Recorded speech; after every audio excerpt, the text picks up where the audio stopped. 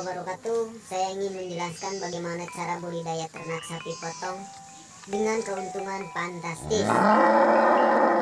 Negara Indonesia memiliki iklim tropis yang sangat cocok digunakan untuk beternak sapi, yang membuat bisnis budidaya ternak sapi potong itu sendiri menjadi salah satu peluang bisnis yang cukup menjanjikan untuk dijalankan. Keperluan masyarakat Indonesia terhadap daging sapi sangatlah tinggi, namun peternak lokal belum bisa memenuhinya secara baik, sehingga hal tersebut justru membuat harga daging sapi melambung tinggi.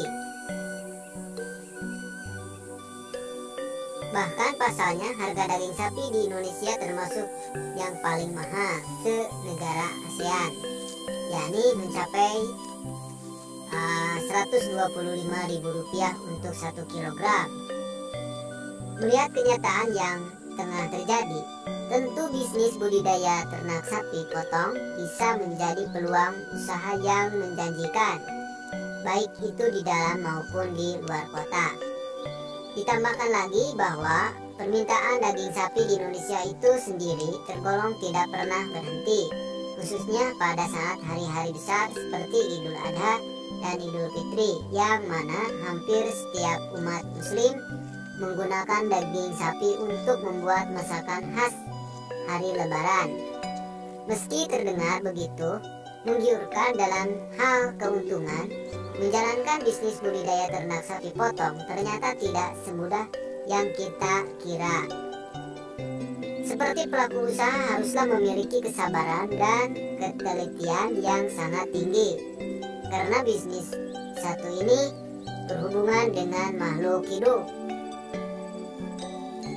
Tetapi tentu seluruh pengorbanan dan kerja keras yang telah kamu lakukan dalam menjalankan bisnis atau budidaya sapi potong akan segera terbayarkan, karena keuntungan dari bisnis ini tidaklah main-main, bahkan bisa mencapai hingga puluhan juta. Maka dari itu, bagi kamu yang tertarik dengan membangun bisnis budidaya ternak sapi potong, pelajari dulu hal yang perlu diketahui. Apa saja hal itu? Jenis-jenis sapi potong. Di Indonesia, jenis-jenis sapi potong dibagi menjadi 3 golongan, yaitu sapi lokal, sapi impor, dan sapi dari hasil persilangan.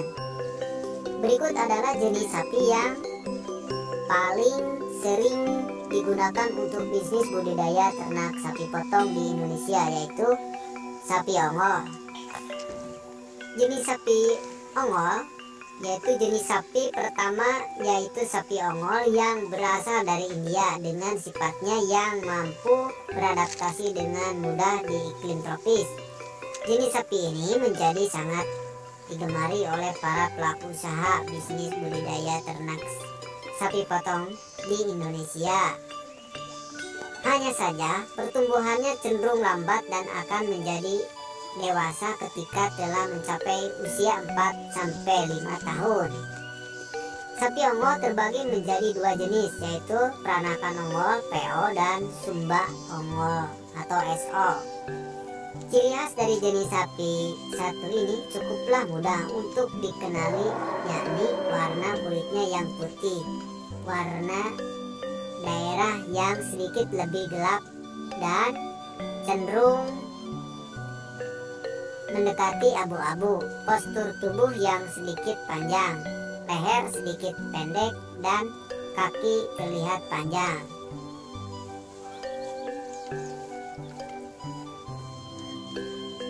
Berikutnya adalah sapi Bali. Jenis sapi lainnya yang sering digunakan untuk budidaya ternak sapi potong yaitu sapi Bali.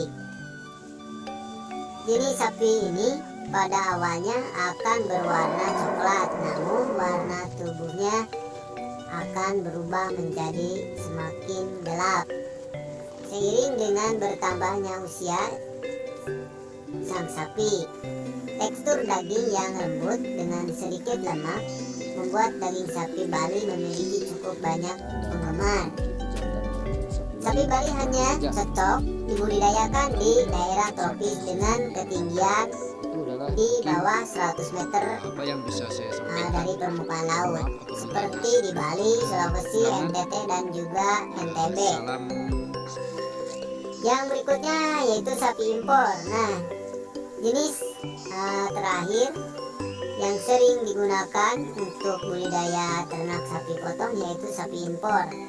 Dengan perkembangan teknologi yang semakin canggih saat ini, sapi-sapi yang berasal dari negara subtropis seperti Amerika, Eropa, dan juga Amerika memungkinkan untuk dibudidayakan di Indonesia.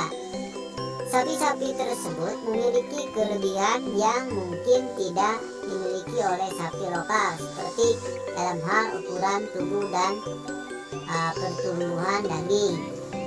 Beberapa yang paling terkenal yaitu sapi Limousin dari Prancis, sapi Aberdeen Angus dari Skotlandia, dan juga sapi Simmental dari Inggris. Cara budidaya ternak sapi potong. Setelah mengetahui beberapa jenis sapi potong yang paling sering digunakan, sekarang saatnya mengetahui langkah-langkah yang harus kamu lakukan di dalam bisnis budidaya ternak sapi potong. Perlu diingatkan bahwa setiap langkah sangat penting untuk dilakukan secara baik dan benar, karena hal tersebut akan mempengaruhi keberhasilan dari bisnis budidaya ternak sapi potong yang tengah kamu jalani. Yang pertama yaitu memilih bibit sapi.